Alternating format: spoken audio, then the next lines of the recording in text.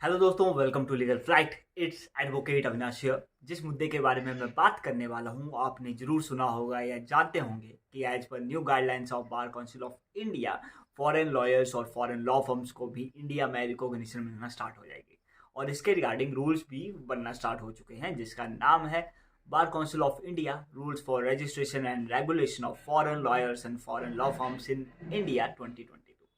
अब जो big law firms हैं या बिग लॉयर्स हैं उनके मन में थोड़ा डर बैठ गया है। वो इसलिए कि पहले वो खुद इन इंटरनेशनल लॉ से डील कर लेते थे by hiring foreign lawyers, but जो स्मॉल लॉ फर्म्स हैं उनके लिए फॉरेन लॉयर्स को हायर करना थोड़ा मुश्किल हो जाता था, तो वो इन मैटर्स के साथ डील नहीं कर पाती थी। नाउ एवरी लॉयर इधर बिग और small can work with foreign lawyers and law firms.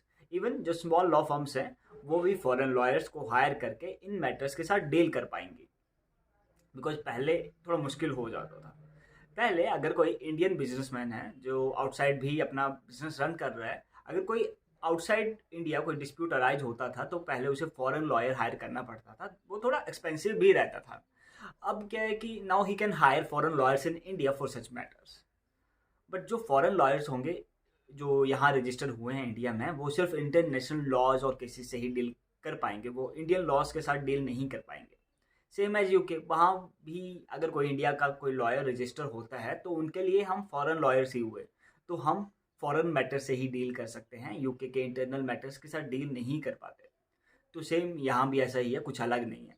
अब कुछ क्वेश्चन पूछे गए मनन कुमार मिश्रा जी से, जो कि बार काउंसिल ऑफ इंडिया के चेयरमैन हैं, कि SILF की रिकमेंडेशन क्यों नहीं ली। जिनको नहीं पता कि SILF क्या है उनको मैं बता दूं, इसका मतलब है society of Indian law firms. ये सभी इंडियन जो लॉ फर्म्स हैं उनकी एक कम्युनिटी है।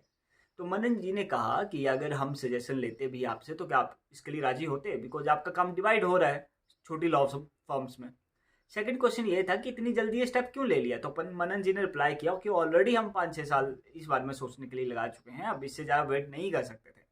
थर्ड क्वेश्चन ये था कि इंडियन लॉ फर्म्स तो गवर्न नहीं होती एडवोकेट एक्ट 1961 में, तो ये फॉरेन लॉ फर्म्स और फॉरेन लॉयर्स को क्यों गवर्न हो रहे हैं इसके अंडर। तो मनन जी ने रिप्लाई दिया कि जल्दी ही इसके रिगार्डिंग भी रूल्स बनेंगे और इंडियन लॉ फर्म्स भी जल्दी ही एडवोकेट एक्ट 1961 से गवर्न होंगी और रजिस्टर होंगी।